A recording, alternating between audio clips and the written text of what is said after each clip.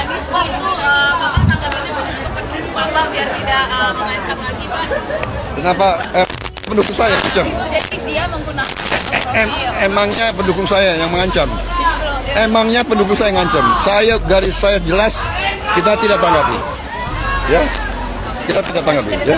Pengancam Anies dari kubu Prabowo ditangkap. TKN Prabowo sebut itu senario lawan politik untuk hancurkan Prabowo. Wah, play victim ya. Halo, selamat datang di channel Redaksi Jurnal.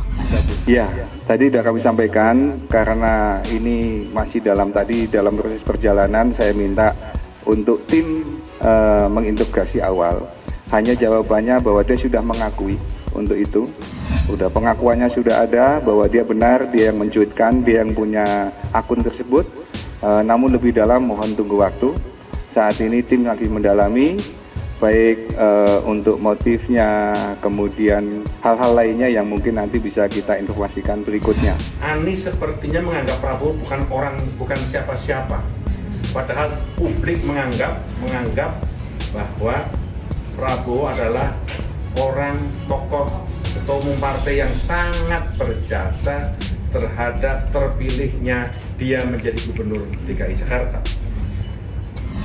Tim kampanye nasional TKN Prabowo Subianto Gibran Rakabuming Raka meminta agar para pendukung pasangan Capres dan Cawapres nomor urut 2 untuk mengekspresikan dukungan secara santun. Hal ini disampaikan setelah penangkapan AWK, pelaku pengancaman di media sosial kepada Anies Baswedan yang akun TikTok miliknya menggunakan foto profil bergambarkan Prabowo. Habibur Rahman juga mengingatkan bahwa apa yang dianggap seorang pendukung bukan kategori mengancam, bisa jadi secara hukum memenuhi unsur-unsur pengancaman. Habibur Rahman lantas mengatakan tak menutup kemungkinan bahwa pelaku merupakan pendukung fanatik Prabowo yang tidak dapat mengendalikan dirinya. Akan tetapi Habibur Rahman juga mencurigai bahwa kasus semacam ini mungkin merupakan senario lawan politik yang ingin merusak nama baik Prabowo. Lebih lanjut, Habibur Rahman mengaku menghormati langkah Polri yang telah menangkap AWK dan akan menggelar pemeriksaan lebih lanjut terhadapnya. Diketahui hingga Sabtu sore, AWK belum berstatus sebagai tersangka dan motifnya melakukan pengancaman tersebut masih didalami. Selain itu, polisi belum menemukan bukti AWK berafiliasi dengan partai politik ataupun pasangan Capres-Cawapres manapun. Polisi juga masih mendalami kemungkinan keterkaitan AWK dengan pelaku pengancaman serupa kepada Anies yang diduga berasal dari Kalimantan Timur. Menurut polisi, pengancaman itu dilakukan AWK melalui akun TikTok @calonistri71600 dan AWK telah mengakui akun itu miliknya. Penelusuran Kompas.com pada Sabtu siang, akun TikTok itu menggunakan foto profil bergambarkan Prabowo dengan nama akun Berjuang Bersama Prabowo. Namun akun itu telah dibatasi aksesnya menjadi privat sehingga belum diketahui seperti apa kalimat ancamannya. Ya untunglah pelaku pengancaman itu sudah ditangkap. Ini bukti Polri masih ada yang bisa dipercaya. Berbeda dengan politisi semacam Habibur Rahman, semua pernyataannya hanya seperti sebuah fitnah. Ia malah menuding pelaku AWK suruhan dari parpol paslon lain untuk menyerang nama baik Prabowo. Padahal sudah jelas bahwa AWK adalah pendukung militan Prabowo yang memang sakit, barbar dan mungkin sakit jiwa karena berani mengancam paslon lain dengan begitu frontal. Kubu Prabowo memang seperti itu. Pendukung atau yang didukung sifatnya sama saja, sama-sama tidak memiliki etika.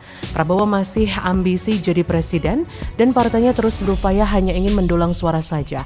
Bahkan mau bagi-bagi hadiah melalui website dengan judul Bakti untuk Rakyat, cara yang cerdik trik marketing politik. Semua demi menggapai kekuasaan. Dengan kekuasaan segala keinginan bisa dilampiaskan meski sebenarnya kebutuhannya sudah terpenuhi. Dengan kekuasaan antara keinginan dan kebutuhan hampir tidak jauh berbeda. Orang yang sangat ambisius dengan kekuasaan biasanya hidup dengan sangat aneh. Jika Prabowo benar-benar hidupnya hanya untuk rakyat dan ikhlas, maka ia akan menyadari posisinya. Ia tidak akan meremehkan posisi Cawapres sebagaimana ia pernah berkata, "Partai saya besar, Cawapres." Prabowo akan sangat stres berat jika rekam jejaknya selalu disinggung. Bahkan kemarin-kemarin, akun Neo Historia yang menyajikan profil Wiji Tukul pun dapat teguran. Bayangkan di alam demokrasi seperti saat ini, masih ada saja upaya pembungkaman. Secara umur Prabowo juga sudah tidak muda lagi, kekayaan pun sudah sangat melimpah. Negara ini sudah banyak dinikmati oleh Prabowo. Kekayaannya pun melimpah dengan aset yang tersebar di berbagai berbagai tempat. Bukankah ini sudah lebih dari cukup? Dan itu sudah bisa menjadi modal untuk membantu rakyat. Kenapa harus jadi presiden dulu? Memang tidak mudah melawan diri sendiri. Ambisinya untuk menjadi orang nomor 1 di negara ini sudah terus terngiang-ngiang dalam alam bawah sadarnya. Sehingga untuk berdamai dengan diri sendiri memang akan sangat sulit. Maka dari itu wajar jika pendukungnya sangat militan dan tidak terkontrol. Lawang panutannya aja nggak jelas begitu kok. Bagaimana menurut Anda? Apa disampaikan oleh Pak Anies mengenai lahan berapa itu? 340.000 hektar itu hanya mengungkapkan fakta dari rekam digital yang ada yang pernah disampaikan oleh Pak Jokowi. Jadi dan itu selama ini tidak pernah dibantah. Soal debat ketiga Anies dan Ganjar dilaporkan ke Bawaslu, kok umpatan bodoh Prabowo ke Anies gak diproses? Bawaslu kok diam?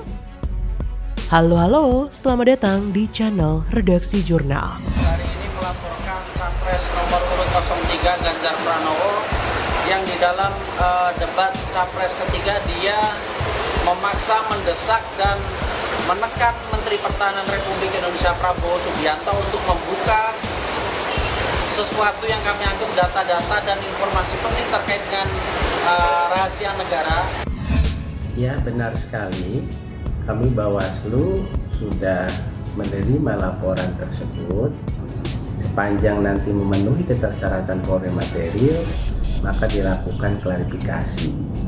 Jika dalam persyaratan tersebut tidak memenuhi syarat polri material, maka disampaikan kepada pelapornya terhadap status pelaporan tersebut. Pelaporan pada Bawaslu dilakukan oleh sekelompok pendekar hukum pemilu bersih yang melaporkan Capres nomor urut 1 Anies Baswedan. Anies dilaporkan atas pernyataannya dalam debat hari Minggu berkaitan dengan kepemilikan lahan Capres nomor urut 2 Prabowo Subianto. Menanggapi laporan itu, Bawaslu menyebut akan segera melakukan kajian. Tak hanya Anies saja, Capres nomor urut 3 Ganjar Pranowo juga dilaporkan ke Bawaslu karena dianggap menyerang Prabowo saat debat ketiga. Laporan ini disampaikan oleh organisasi yang mengatasnamakan Advokat Pengawas Pemilu. Pelapor menyebut dasar pelaporannya terkait permintaan pada Prabowo untuk membuka data terkait pertahanan. Inilah yang menjadi pertanyaan besar kita. Ketika Anies dan Ganjar dilaporkan, Bawaslu langsung sigap melakukan kajian atas pelaporan tersebut. Tapi, ketika Prabowo melakukan manuver dengan menghina Anies dengan umpatan bodoh, Bawaslu cuma diam. Apakah ini bukti bahwa memang sedang ada intervensi dari pihak kubu istana? Silakan saja tim ses atau elit politik kubu Paslon 02 berkelit dan coba membela Prabowo. Tapi kita tidak mungkin mendiamkan saja temuan menarik soal umpatan Prabowo itu. Hanya karena Prabowo tidak ingin agar hal yang dianggapnya remeh-temeh itu malah dibesar-besarkan. Rakyat Indonesia kudu dibuat melek soal watak asli Prabowo yang cenderung arogan dan pemarah dengan beragam ekspresi yang bisa muncul kapan saja, tak hanya berupa gebrak podium atau melempar handphone. Orang model seperti ini akan sangat mudah terprovokasi dan sangat berbahaya kalau nanti jadi presiden. Jangan-jangan besok karena ada yang nanya soal HAM yang kebetulan jurnalis asing, lalu orang itu bakal dipenjara, lalu negeri asalnya diajak perang. Waduh, gile betul.